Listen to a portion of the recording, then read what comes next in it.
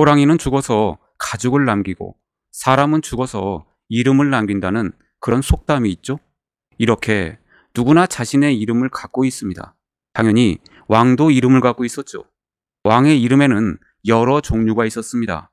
오늘의 역사권은 왕의 이름에 대해 알아보고자 합니다. 먼저 조선시대 왕 27명의 이름을 외워봅시다. 태정태세, 문단세, 예성연중, 임명선. 여기까지는 다들 잘 아세요. 그 다음이 문제지. 광인효현, 숙경영, 정순헌철, 고순. 그런데 왜 어떤 왕은 조로 끝나고 어떤 왕은 종으로 끝나고 또 어떤 왕은 군으로 끝나는 걸까요? 고려와 조선 왕들의 이름은 대부분 외자였죠. 오늘날에도 성이 두 글자일 경우 이름은 외자를 많이 쓰죠. 남궁, 선우, 제갈. 고려의 경우 34명 왕의 이름은 모두 외자였죠. 태조, 해종, 정종, 광종. 조선의 경우 27명의 왕 가운데 당초 두 글자로 된 이름을 쓰는 왕은 태조, 정종, 태종, 단종, 인조, 철종, 고종뿐이었으나 대부분 왕이 된 후 외자로 개명했습니다. 끝까지 두 글자를 유지했던 왕은 태종 이방원과 단종 이홍희뿐이었습니다. 옛날엔 왕, 성현, 선조의 이름을 매우 중요하게 여겨 함부로 부르거나 쓰지 않는 전통이 있었습니다. 이것을 피휘 또는 기휘라고 하며 줄여서 그냥 휘라고도 합니다. 일종의 금지어였죠. 우리나라에서는 고려시대부터 피휘가 유행했습니다. 조선 왕의 업적을 기록한 국조보감에도 세종대왕의 이름과 자를 붉은 종이로 가려놓았죠. 바로 피휘 때문입니다.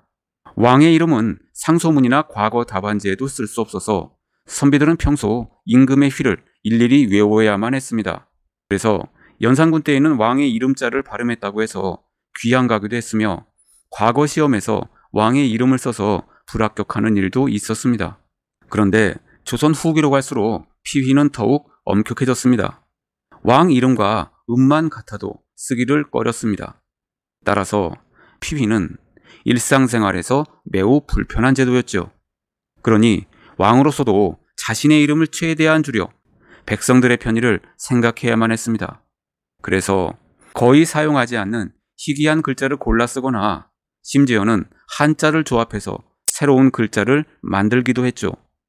이렇게 조선왕들은 백성들의 금지어였던 피휘를 한자라도 줄여 신하와 백성들에게 불편을 주지 않기 위해 육조 참판과 당상간 이상이 모여 왕의 이름을 지을 때 최대한 잘 쓰지 않는 한 글자 이름을 선택했습니다. 야사인 연려실기술을 보면 영조의 이름에 들어가는 밝을 금은 백성들이 자주 사용하는 단어였기 때문에 만일 자신의 이름이 알려진다면 백성들이 그 글자를 피하느라 상당히 불편했을 것이라 생각한 영조는 40여 년 동안 이름을 밝히지 않았다고 합니다. 그런데 조정 대신들은 영조의 이름을 알았나 봅니다. 어느 날 승지가 상소문을 읽다가 영조의 이름자인 금자를 읽지 못하자 영조가 허락한 후 읽었다고 하죠. 그리고 영조는 피휘 적용 범위를 완화할 것을 명했다고 합니다. 삼국사기는 고구려 대망리지 영계소문을 천계소문으로 기록했습니다. 중국 측 기록인 신당서, 구당서, 자치통감 등도 모두 천계소문으로 기록되어 있습니다. 당고조 이연과 이름이 겹쳐 연을 천으로 바꾼 것이죠. 삼국유사에서는 문모왕을 문호왕이라 했는데 고려시대에 쓰여졌던 책이라 고려 해종의 이름이 왕무라서 무자를 피하여 호로 쓴 것이죠. 비슷한 예로 고려시대에는 문무 양반 중 무반을 호반이라고도 불렀습니다. 고려 창왕은 수창궁의 이름 중 창성할 창자가 왕의 이름과 같다고 해서 수령공으로 굳힌 일도 있었습니다. 진시황의 본명은 영정이었기 때문에 1월을 뜻하는 정월의 정을 정월로 바꾸게 됩니다. 나중에는 다스릴 정자에 들어있는 바를 정자도 쓰지 못하게 하죠. 그래서 정월을 단월로 부르게 했습니다. 불교의 관세음 보살 있죠. 석가모니 열반 이후 미륵이 출현할 때까지 중생들을 고통으로부터 지켜준다는 보살인데요. 우리나라에서는 관세음 보살이라고 하지만 중국에서는 관음 보살로 불립니다. 그 이유는 당나라 때 당태종 이세민의 이름 중 세자가 관세음 보살의 세자와 같다는 이유에서 생략된 거죠. 또 세자를 대자로 바꿔 쓰기도 했습니다. 그래서 절세가인을 절대가인으로, 조상과 자손의 대수를 나타내는 세자를 대자로 바꾸었고, 당나라 멸망 후에는 두 글자가 함께 쓰였습니다. 즉 세와 대는 같은 뜻이죠. 지금도 세대라고 합쳐서 쓰고 있습니다. 또한 당태종 이세민의 이름 중 민자가 백성 민자와 같다는 이유로 민을 사람 이름으로 바꿨다고도 합니다. 한나라 경제 이름이 유계였기 때문에 24절기 중 하나로 겨울잠을 자던 개구리가 깨어난다는 개칩을 경칩으로 바꾸기도 했죠. 중국 과거 시험에 합격한 사람을 수재라 했는데 후한 광무제 유수의 이름 중 빼어날 숫자와 같다는 이유로 수재를 무재로 바꾸었다고 합니다. 당나라 때 시의 천재였던 이하는 할아버지 이름인 진숙의 진자와 진사의 진자가 의미 같다는 이유로 죽을 때까지 진사과 시험을 보지 않았다고 합니다. 합격해서 진사가 되면 사람들이 이진사라고 부를 것이기 때문이죠. 원나라 때에는 평민들이 황자를 칭할 수 없다는 령을 내려서 돌아가신 부모를 황고나 황비로 칭하던 관습을 현고와 현비로 고쳤으며 지금까지도 제사 때 쓰여지고 있습니다. 명태조 주원장이 원나라를 싫어했기 때문에 명나라가 있는데 어찌 원나라가 다시 올 수 있단 말인가?